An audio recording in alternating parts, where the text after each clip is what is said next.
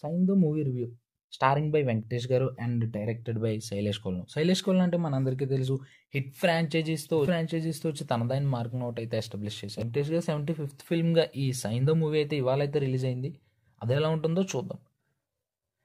Welcome to the review of Saindhav. Cinema అయితే ఓకేగా ఉంది.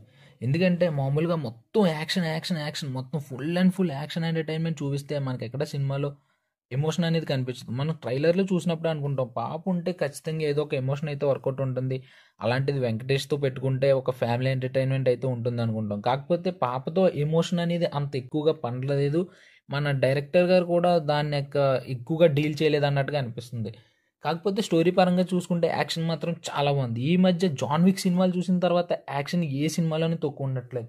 సేమ్ యాజ్ ఇట్ ఈజ్ అలాగే యాక్షన్ సేమ్ సైందో మూవీలో కూడా ట్రై చేసినట్టు అనిపించింది. యాక్షన్ అయితే చాలా బాగా వర్కౌట్ అయింది. ఇంతకుముందు ఎప్పుడు చూడలేనట్టుగా వెంకటేష్ గారిని అయితే యాక్షన్ సీన్స్లో అయితే మనం చూడొచ్చు.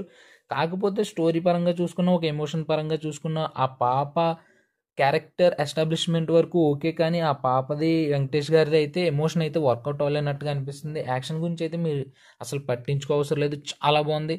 ఇంకా స్టోరీ పరంగా వస్తే ఒక తండ్రి కూతురు కోసం చేసిన ఒక పోరాటం అనే చెప్పొచ్చు. మన ఫ్లాష్ బ్యాక్ కోసం అయితే వెంకటేష్ గారి ఎదురు చూస్తాం. కాకపోతే ఫ్లాష్ బ్యాక్ మనకి ఎప్పుడుకో కానీ చూపించడం, మనకి సెకండ్ పార్ట్లో ఉన్నదన్నట్టుగా చెప్పేసి అయితే క్లోజ్ చేశారు కదని.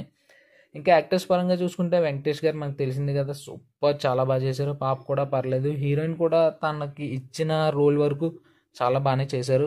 అండ్ డైరెక్టర్ శైలేష్ కోల్ గారి గురించి చెప్పుకోవాలంటే హిట్ ఫ్రాంచైజీస్తో తన మార్క్ ఎలా ఉంటుందో చెప్పారు. కాకపోతే ఇందులో కూడా ఏవైనా గట్టిగా ఒక సస్పెన్స్ థ్రిల్లర్ పెడతారేమో అనుకున్నాను. కాకపోతే ఆయన ఇలాంటివి ఏమీ ట్రై చేయలేదు. ఇందులో ఓన్లీ యాక్షన్ గురించి మాత్రం ఒక స్పెషల్ క్లాస్ అయితే తీసుకున్నారు.